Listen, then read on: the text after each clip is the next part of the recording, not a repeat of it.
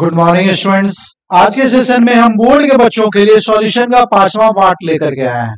आज के क्लास में हम लोग पढ़ाएंगे रिलेटिव लोअरिंग ऑफ वेपर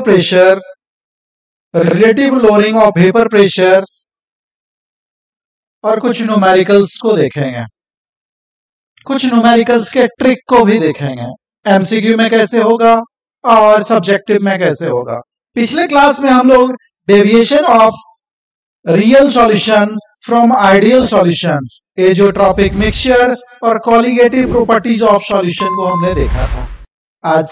आज के टॉपिक में हम लोग यहीं से शुरू करेंगे। सबसे पहले पिछले क्लास में आपने देखा था कि कॉलिगेटिव प्रॉपर्टी जो है, कॉलिगेटिव प्रॉपर्टी हमारे 4 तरीके के थे। सबसे फर्स्ट जो हमारा कॉलिगेटिव प्रॉपर्टी था वो था relative lowering of vapour pressure, relative lowering of vapour pressure. दूसरा हमने देखा था elevation in boiling point, elevation in boiling point of solution. तीसरा हमने देखा था डिप्रेशन इन फ्रीजिंग पॉइंट, और चौथा हमने देखा था क्या, ऑस्मोटिक प्रेशर।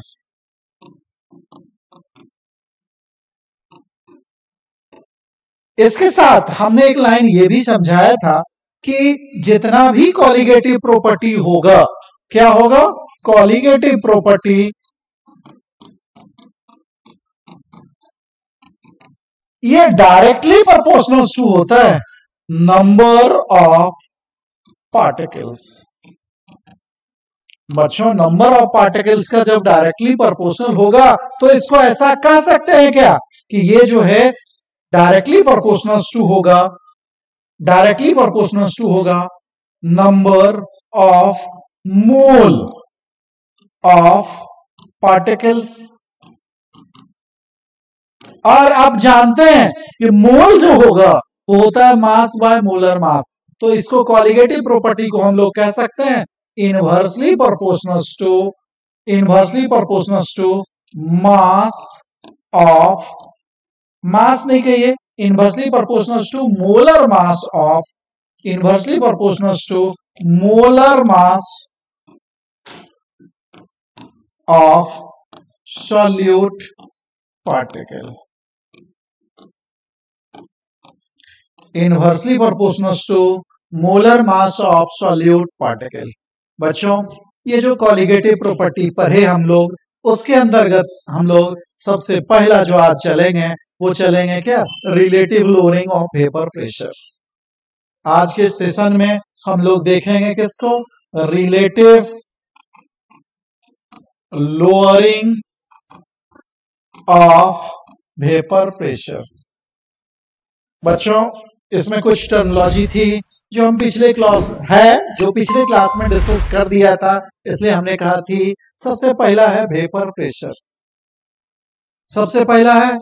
प्रेशर। आपने पिछले क्लास में देखा था, उसका लिंक ग्रुप में यहां दिया हुआ रहेगा कि वेपर प्रेशर, तो वेपर प्रेशर कहते हैं क्या कि the pressure exerted by liquids of A vapour, the pressure exerted by vapors of a liquid in equilibrium condition is called vapor pressure.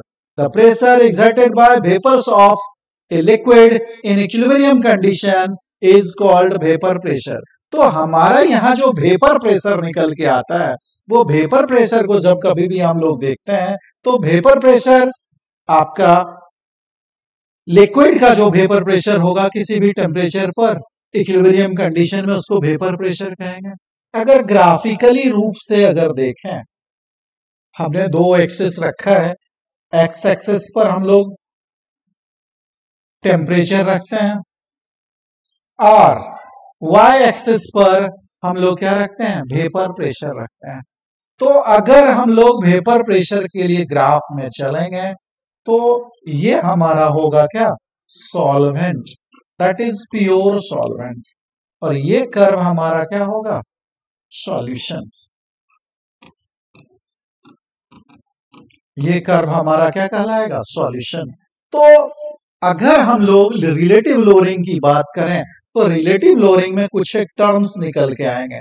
सबसे पहले पी नोट, पी नोट को हम लोग P0 भी कहते हैं। ये हमारा होगा vapour pressure of pure solvent. किसी भी टेम्परेचर, जो भी टेम्परेचर आप पर्टिकुलर यूज कीजिएगा उस टेम्परेचर के लिए। और हमारा PS जो आएगा वो होगा vapour pressure of solution, vapour pressure of solution. अगर हम लोग इसमें P नोट माइनस PS देखते हैं तो ये हमारा होता है lowering of vapour pressure.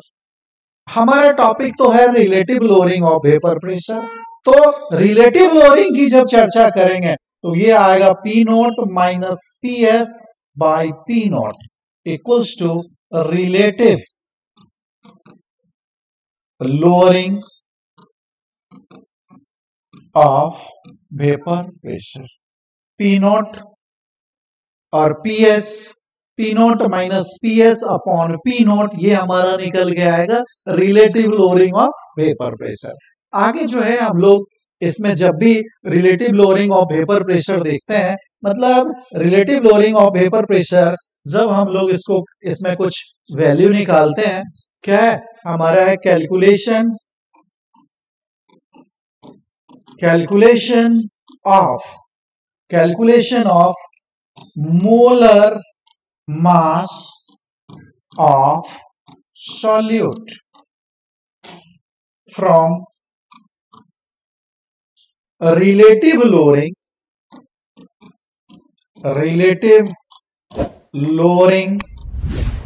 of vapor pressure। जब भी हम लोग relative lowering of vapour pressure का यूज करते हुए, relative lowering of vapour pressure का यहां यूज करते हुए मोलर मास ऑफ सॉल्यूट निकालेंगे। तो बच्चों सबसे पहले आप मोलर मास जब कभी भी डिटरमाइन कीजिएगा तो सबसे पहला टर्म आपका आएगा क्या, रॉल्ड्स लॉ। हम लोग यहां रॉल्ड्स लॉ से डिराइव करेंगे। बच्चों ध्यान में रखना, नेक्स्ट स्लाइड से लेकर के चलते हैं। हमारा रॉल्ड्स लॉ,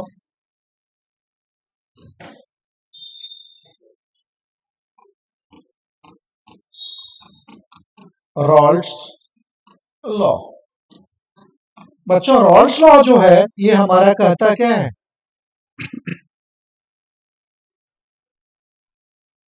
ए solution containing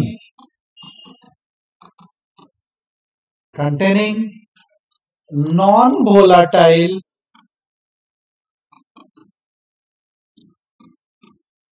solutes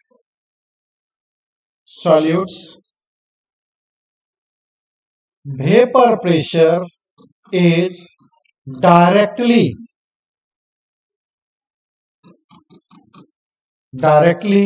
proportional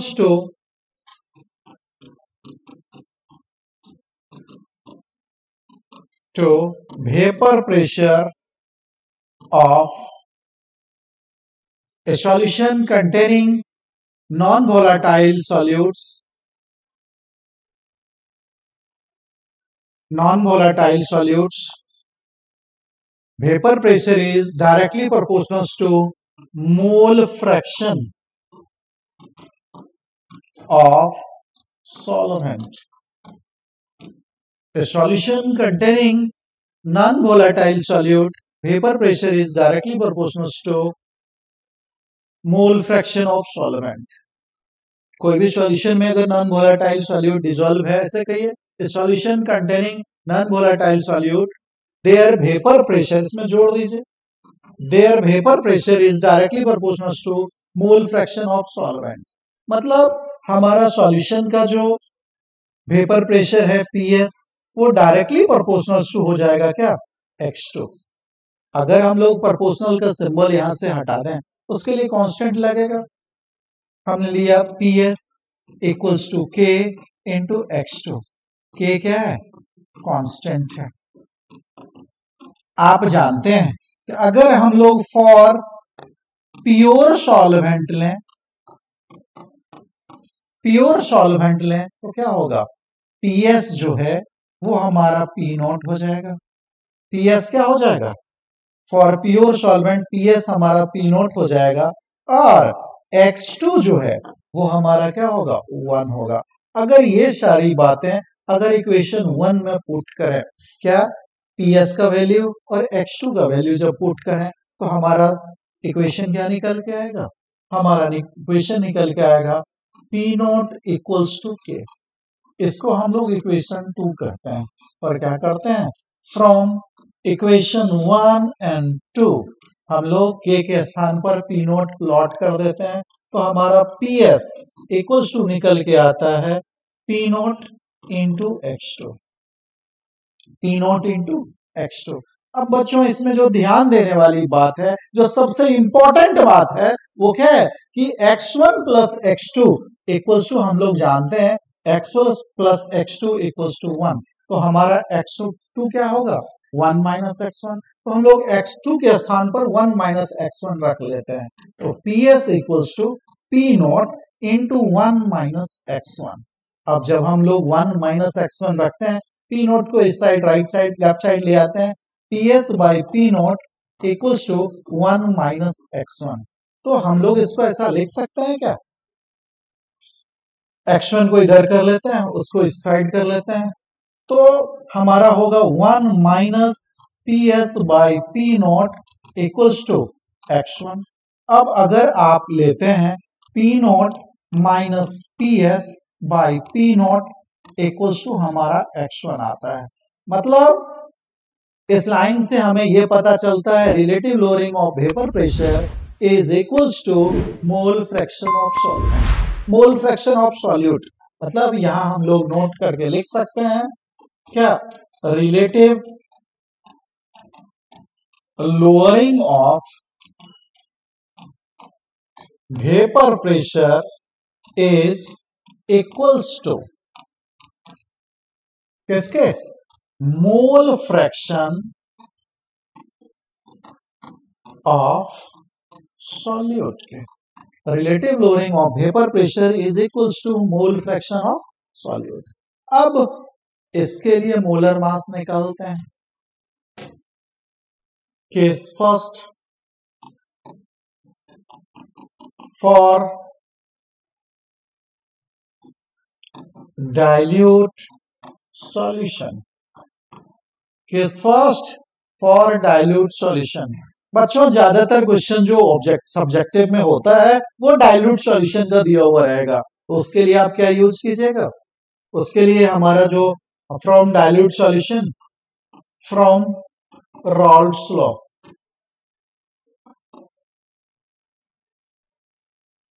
रॉल्ड्स law, अभी जस्ट रॉल्ड्स लॉ हमने डिराइव करके रखा था, P naught minus P S upon P naught equals to X1, और हम जानते हैं X1 equals to N1 upon N1 plus N2, N1 plus N2। अब जैसे ही आप डाइल्यूट सॉल्यूशन रखा है, तो डाइल्यूट सॉल्यूशन के लिए क्या होगा, फॉर डाइल्यूट सॉल्यूशन आप N1 का वैल्यू जो होगा वो N2 से काफी लेस होगा, और जब N1 का वैल्यू N2 से काफी लेस होगा तो इस केस में हम लोग कह सकते हैं कि N1 plus N2 approximately equals to N2, तो हम लोग लिख सकते हैं P naught minus PS upon P naught equals to हमारा जो है यहाँ N1 अपॉन N2, और आप जानते हैं क्या, N जो नंबर ऑफ मोल्स होता है वो होता है मास बाय मोलर मास, तो हम लोग लिख सकते हैं P naught minus PS upon P naught equals to W1 by MM1 into MM2 upon W2।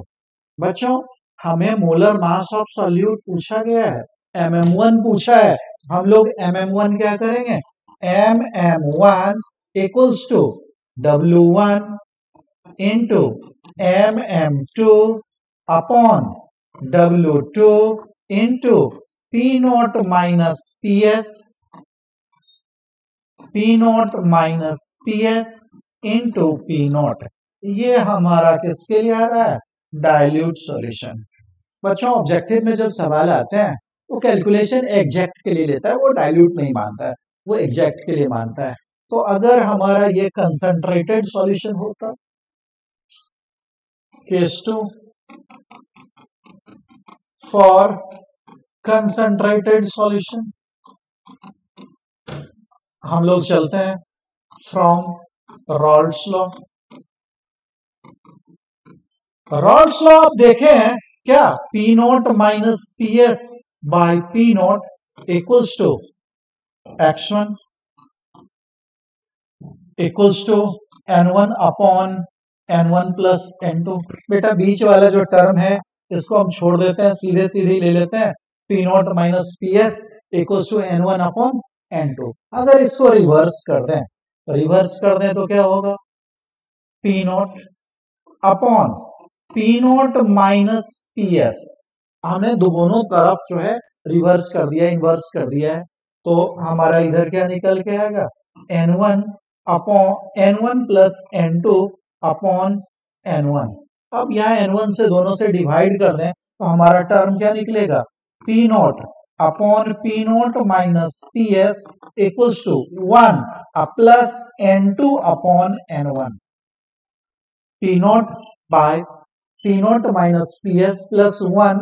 अब इस 1 को लेफ्ट साइड शिफ्ट कर देते हैं, तो लेफ्ट साइड शिफ्ट करेंगे तो क्या होगा, 1 minus P naught upon P naught minus P S equals to n2 by n1। इसको अगर सॉल्व करो तो हमारा आएगा P S upon P naught minus P S equals to n2 upon n1। अगर हम लोग फिर से इसको रिवर्स कर लें तो हमारा आता है P naught minus P S upon P S equals to n1 by n1 plus n1 by n2। अब आप जानते हैं, क्या जानते हैं कि पी नॉट जो हमारा दिया हुआ है P naught minus P S by P naught, और n1 का वैल्यू होता है P naught minus P S by P S equals to W1 upon MM1 into MM2 upon W2। तो हमको चाहिए MM1, तो MM1 क्या होगा, W1 into MM2 upon W2 into P naught minus P S और into P S. बच्चों concentrated solution के लिए यूज में आता है और ये एमसीक्यू बनाते समय इसका आप यूज कीजिएगा, सब्जेक्टिव में इस फॉर्मूले का यूज नहीं करेगा। इस तरीके से और भी डेविएशंस हैं। आज के क्लास में हम इतना ही रखेंगे। अगर आपको हमारी वीडियो समझ में आती है, अगर आपको हमारी वीडियो सीक्वेंस में आपको चाहिए तो आप हमारे वीडियो को ज्यादा से ज्यादा लाइक और शेयर कीजिए ताकि आपको इस तरह के इंपॉर्टेंट टॉपिक्स आपको बार बार मिलते रहें। Thank you for watching.